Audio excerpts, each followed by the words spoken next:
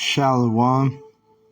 I want to give all the praise, all the glory, all the honor unto Yahweh, Ba'ashem, Yahushai, Ba'ashem, Rekah, Kudash. Double honors, Stone, for teaching me the truth. Also, I want to acknowledge the Akyam, who are pushing the truth with sincerity throughout the four corners of the earth. All right. So I'm going to go in on Ezekiel 2 through the Spirit. Ezekiel 2, it's a short chapter. It's kind of late. I've been grinding today, so I'm going to do a quick lesson, Lord's will. It'll be quick and edifying. This is Ezekiel 2 and 1. It reads, "And he said unto me, Son of man, stand upon thy feet, and I will speak unto thee." So now the prophets, that's what we're doing right now. We're standing upon our feet on the street corners, right, in Babylon, giving our people the understanding of the holy scriptures, right? It says, verse 2, "And the Spirit entered into me when he spake unto me and set me upon my feet, that I heard him that spake unto me." Right, so the Spirit that enters into the prophets, Ezekiel's case in this chapter, the Spirit is us having that understanding. If it's the spirit of knowledge, according to the spirit of wisdom, according to understanding and knowledge, all right, having the true doctrine. That's that spirit entering into the Lord's prophets. And if you're a prophet of Yahweh Bashem Yahushai, you're going to have that spirit of life in you. That's what Ezekiel is talking about right here. And he said unto me,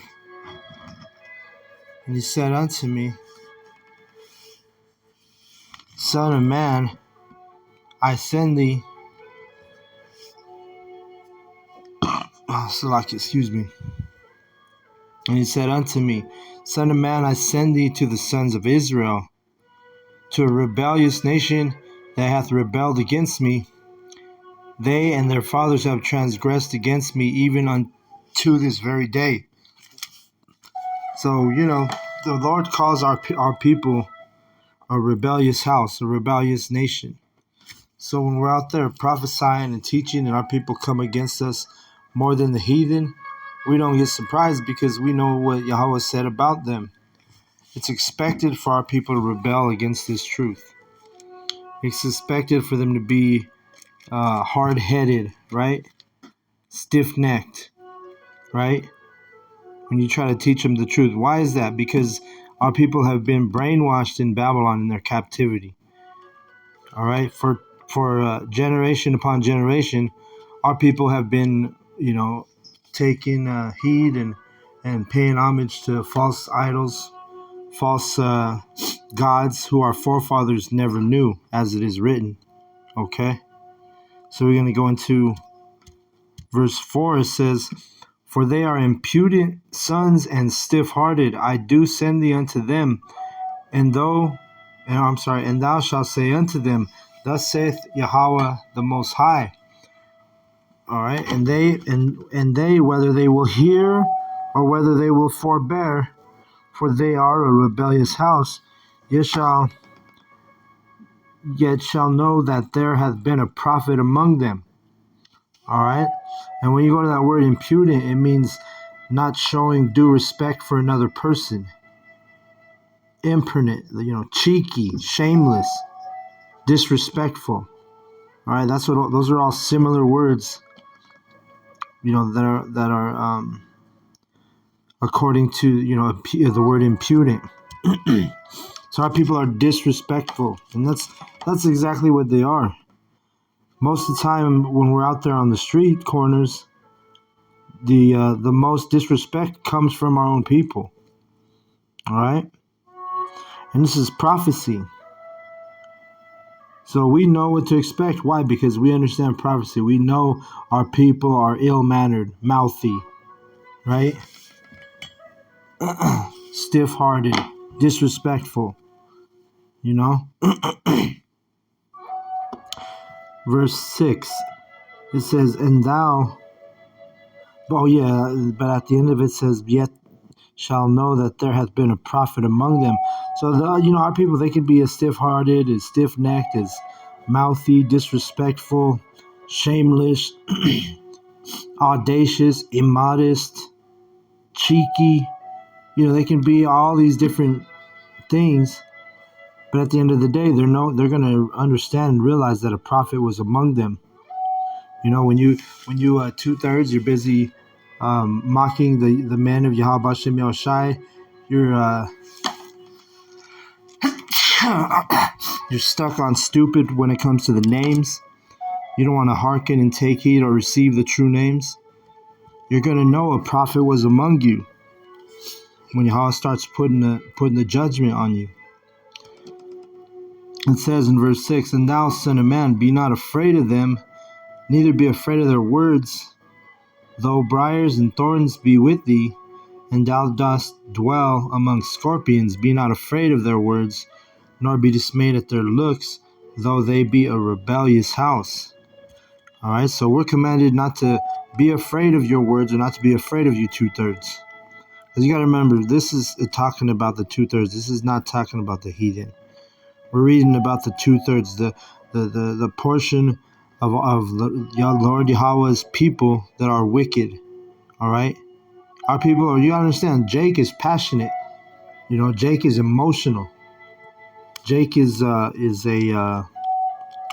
motherfucker. We'll be honest with you. Jake's a motherfucker. So when you're dealing with Jake, expect to deal with some rebellion. You expect to deal with some disrespect. Expect to to deal with some cheeky, ill-mannered people of our own kind. All right, I'm talking about you so-called Black, Latino, and Native Americans. All right. So when you're in this truth and this knowledge, you gotta understand our people are going to be in that wicked state of mind, in that heathen mindset. And they're going to be more wicked than the heathen. They're going to be more mouthy than the heathen. They're going to be more, more disrespectful than the heathen. You see? Verse 7, and thou shalt speak my words unto them, whether they will hear or whether they will forbear, for they are most rebellious. Right? So no matter what, we're still going to teach this truth and this knowledge. It don't matter if they listen to us. Don't matter if they believe us. Don't matter if they, none of it matters. The thing is that everybody's going to get a chance to hear this gospel, hear this truth, and you're either going to be blessed by it or cursed by it. All right, but everybody's going to hear it. It doesn't matter if you believe it, that we just read it, whether they'll hear it or forbear it. I mean, if you hear it, that means that's going into, the lost sheep of the house of Israel. Yahweh Shai says, my sheep hear my voice and they follow me, right? Let's get that real quick.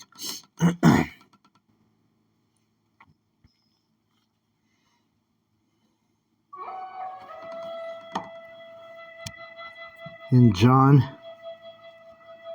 10 and 27, it says, my sheep hear my voice and I know them and they follow me, right? So those are the ones that are going to hear this truth, the sheep, the elect. They're going to hear the voice, which is the scriptures, and the mouth are the prophets. They're going to hear our words, which they're actually Yahweh Shem Yahushai's words, and they're going to follow and understand and get in line in this truth. They're going to repent. But the 2/3, they're going to forget about it. They're going to be rebellious. They're going to be disrespectful. Okay? But they still got to hear it. It don't matter if they believe it or receive it, they're still going to hear it. Right? Let's see, is it verse 24 or 14? It's 14, I think. Yeah. Matthew 24 and 14, it says, and this gospel of the kingdom shall be preached in all the world for a witness unto all nations, and then shall the end come. All right. So whether you believe it or you receive it or you understand it or it don't matter. You're gonna hear it, but everyone's gonna hear this gospel, which gospel goes into good news, which is actually good news for the Israelites. All right.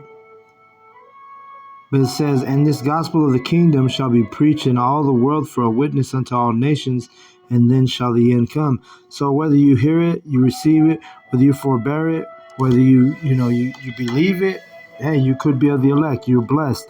If you disregard it, you become disrespectful, you become against this truth, this knowledge. Either way, you're going to hear it. All right. So even if you forbear it, this truth you're still gonna hear it, and then eventually the end is gonna come, because the elect will be sealed, right? As it tells you in Revelation. Let's get that, Revelation 7.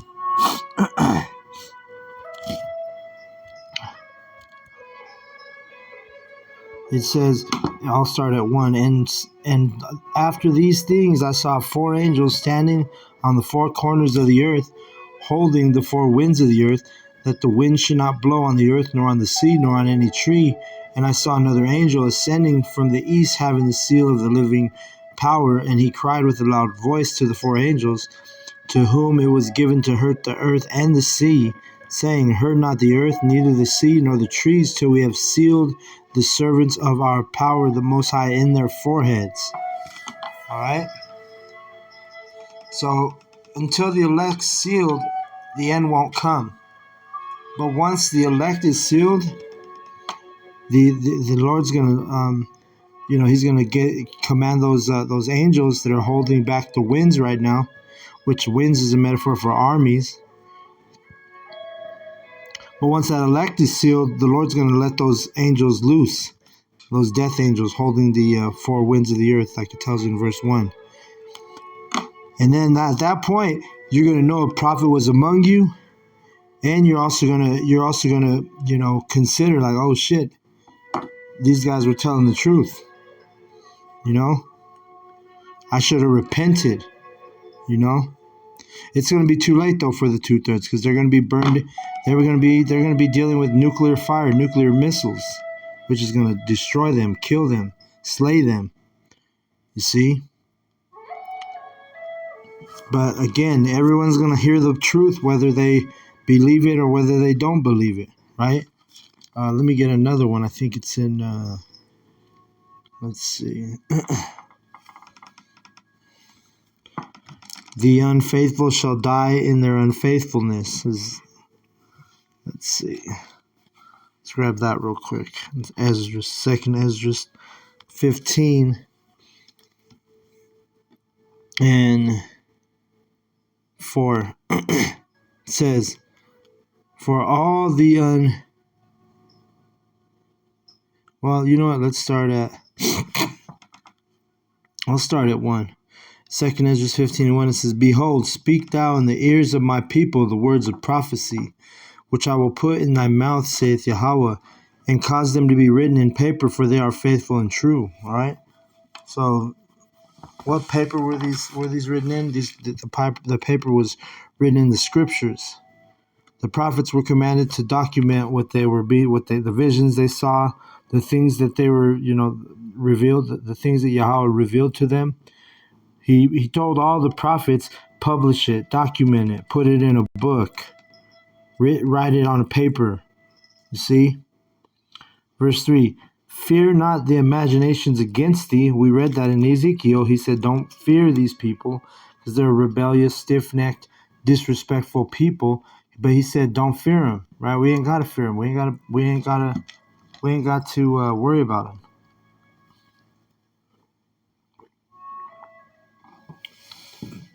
We don't have to worry about these guys, these 2/3.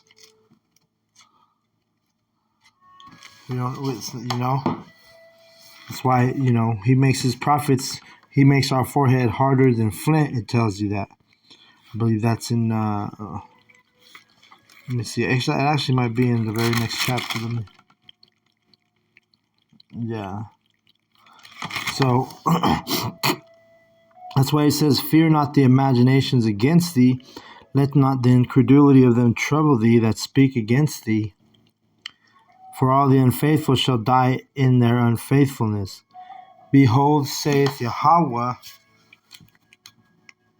I will bring plagues upon the world, the sword, famine, death, and destruction."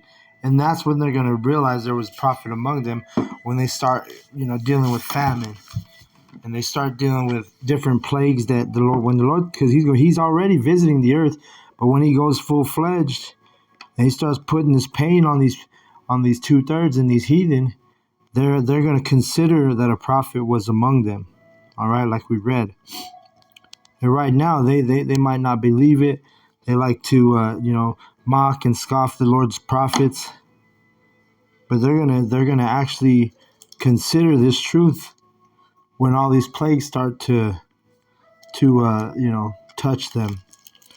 Let me go to Ezekiel again. Ezekiel 2.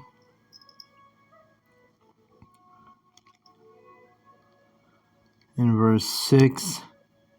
Let me go to 3, because it talks about how,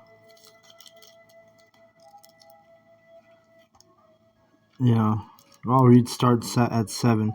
Ezekiel 3 and 7, it says, "But the house of Israel will not hearken unto thee," meaning our people won't listen to us, "for they will not hearken unto me.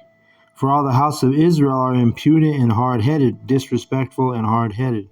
Right? Verse 8, "Behold, I have made thy face strong against their faces, and thy forehead strong against their foreheads." And the forehead, this is dealing with our understanding, the understanding of these scriptures. Our understanding is stronger than the 2/3. All right? And then verse 9, "As an adamant harder than flint, have I made thy forehead, fear them not, neither be dismayed at their looks, though they be a rebellious house." So Yahweh's like, he's saying, hey, don't worry about these motherfuckers. Don't worry about how wicked they are. Don't worry about how they look at you. Don't worry about how they, come against you. Because really, they're coming against Yahweh B'Shem Yahushua. They're coming against the word of the scriptures. They're not coming against the men on the street corners, because we're not giving you our doctrine. We're giving you the doctrine of Yahweh B'Shem Yahushua. So we've said it before, and I'm saying it again. At the end of the day, you're against Yahweh. You're like they say, anti-Christ. You are anti-Hamashiach if you come against anything we say, because all we're doing is reporting what's in the scripture, what's written. All right? And he's given us a strong forehead compared to the 2/3, meaning a stronger we understand the Bible better than the fucking 2/3. All right? Even though they have a zeal, it's not according to knowledge, right? As it's written in Romans 10 and 2. But that's the lot of a prophet. You're going to have, let me read verse 9. "As an adamant harder than flint have I made thy forehead, fear them not." So we're actually hard-headed too in our own way, but we're hard-headed when it comes to the truth. Like, we're immovable. We're stubborn when it comes to this truth and this knowledge. The true men, we're going to be stubborn. We're going to be sticklers, right? We're not going to budge from the true doctrine. All right? And we have a better understanding than you. Because why? Because our foreheads are stronger. And the Lord said, "I have made thy forehead strong against their forehead." We have a better understanding. All right? That's why we use the Bible as our weapon out there. Everything we say, we back it up with the word, with the scripture. We don't go out there just saying our own opinions or anything like that. All right. And I'm going to read verse 10. "Moreover, he said unto me, Son of man, all my words that I shall speak unto thee receive in thine heart, and hear with thine ears." Okay. So we're supposed to believe this truth and believe it in our mind. That's what heart is. Heart and mind. So let me keep reading. It says, "And go," verse 11, "and go get thee to them of the captivity unto the sons of thy people, and speak unto them, and tell them, Thus saith Yahweh the Most High, whether they will hear or whether they will forbear." All right, so it don't matter. You will listen to us Cool. You receive this? Cool. If you don't believe us, it doesn't matter. You're going to die in your unfaithfulness, like we just read. Okay? Verse, let's see, where am I at? Verse 7. And thou shalt speak my words unto them, whether they will hear or whether they will forbear, for they are most rebellious. Again, we're not using our words, we're using Yahweh Bashem Yahushai's words. All right, so like I said, you're against the truth. You're against Yahweh. You're a rebel. When you go into that word rebel, it literally means to be against basically against God, to be against Yahweh. Let's get that rebel definition. It says, a person who rises in opposition or armed resistance against an established government or ruler. So who's the ruler of everything? Yahweh is. So when you're a rebel, you're going against, the top ruler in the whole, universe. All right. There's nothing that gets more powerful or a higher rank than Yahweh. All right. So that word rebel, you're straight up against Yahweh. That's what that word means, rebel. Against the ruler. Against the rulership. Okay? Verse 8, but thou, son of man, hear what I say unto thee. Be not thou rebellious like the rebellious house. Open thy mouth and eat that I give thee. Right. And what do we open our mouths to? What's feeding us? It's this truth. It's the daily bread. All right?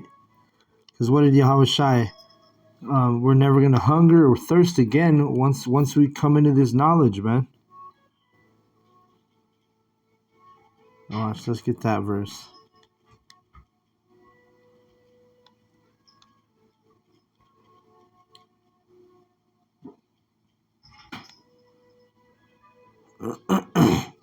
Let me get that verse.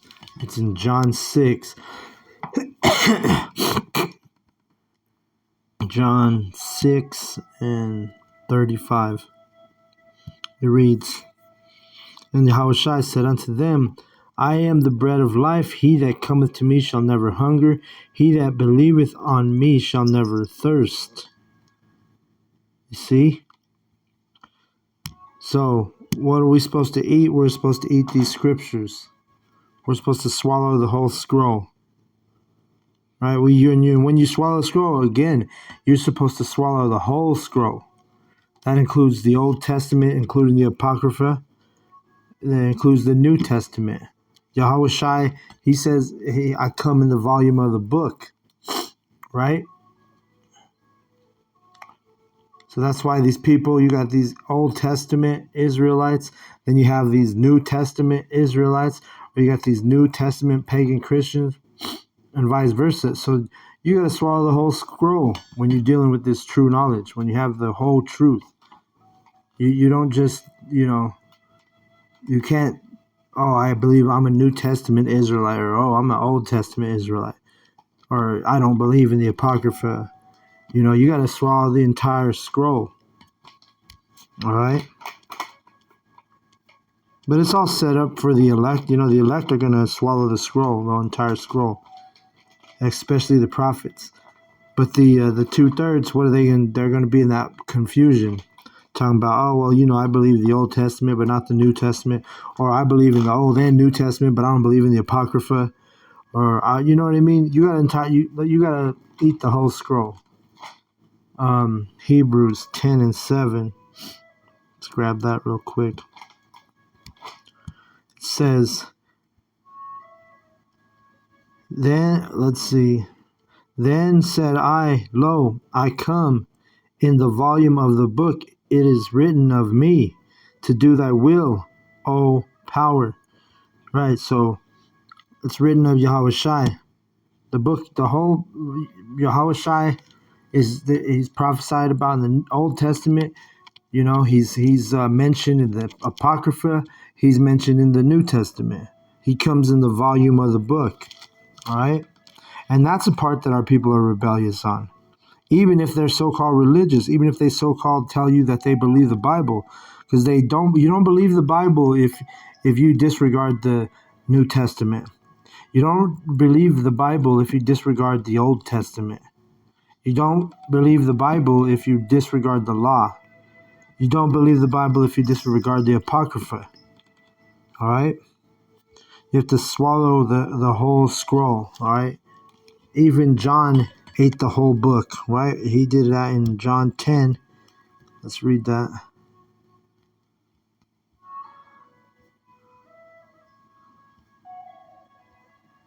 Let me see. I thought it was John 10. Oh, you know what? I'm tripping. Revelation 10.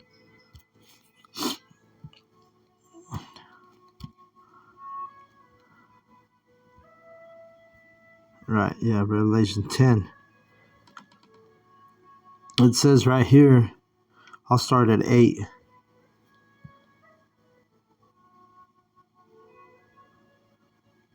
I'll start at 7. It says, Revelation 10 and 7. But in the days of the voice of the seventh angel, when he shall begin to sound, the mystery of the Most High should be finished, as he hath declared to his servants the prophets. Remember, the prophets are the ones who understand the secrets and the mysteries of the Bible. Prophets of Israel, okay? He's, as it is written in Amos 3 and 7, Yahweh reveals the secrets and the mysteries to his servants, the prophets. All right, we just read that here. Verse 8, and the voice which I heard from heaven spake unto me again and said, go and take the little book which is open in the hand of the angel which standeth upon the sea and upon the earth. The little book was the Bible. And verse 9, and I went unto the angel and said unto him, give me the little book. And he said unto me, take it and eat it up, and it shall make thy belly bitter, but it shall be in thy mouth sweet as honey. And I took the little book out of the angel's hand and ate it up, and it was in my mouth sweet as honey, and as soon as I had eaten it, my belly was bitter. And he said unto me, thou must prophesy again before many peoples and nations and tongues and kings. Right? Because Yahweh was telling John the Revelator, hey, you're gonna prophesy again, because there's reincarnations in the Bible, regeneration. So he was gonna be regenerated, reincarnated, and John the Revelator is out here prophesying, in this day and age. We don't have a remembrance to who we are or our past lives, right? But we know that every time a prophet is reborn into, regenerated, reincarnated, you'll find your lot. You're always going to be a prophet. You're prophesying in the ancient world. You're going to prophesy in the last days. Okay? And you got to eat the whole scroll, though, the whole little book. Like it says right here, I took the little book out of the angel's hand and I ate it up. John didn't say, oh, well, I took part of the book up and I ate part of the book. Or I just ate a portion of the book. No, we read about it in Hebrews. Yahweh Shai comes in the volume of the book. All right, he's prophesied in the Old Testament. He's mentioned in the Apocrypha, which is part of the Old Testament, and then also he's of course he's in the New Testament. So you got the whole entire book, and again, our people are rebellious, hard-headed, stiff-necked. So a lot of them are foolish, and they want to just take bits and portions of the scriptures that they believe in. All right, and they don't swallow the whole scroll. They don't swallow the entire book, okay?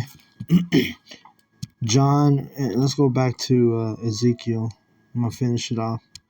Ezekiel 2, and I'll read 8 again. It says, but thou, son of man, hear what I say unto thee. Be not thou rebellious like the rebellious house. Open thy mouth and eat that I give thee. And when I looked, behold, a hand was sent unto me, and lo, a roll of a book was therein, and it spread it before me, and it was written within and without. There was written therein lamentations, mourning, and woe. Okay, so once once he ate, he was getting ready to, like he said, eat the book. He was ready to,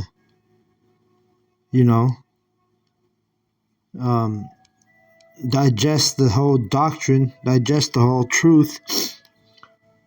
And then what do you learn when you come in this truth?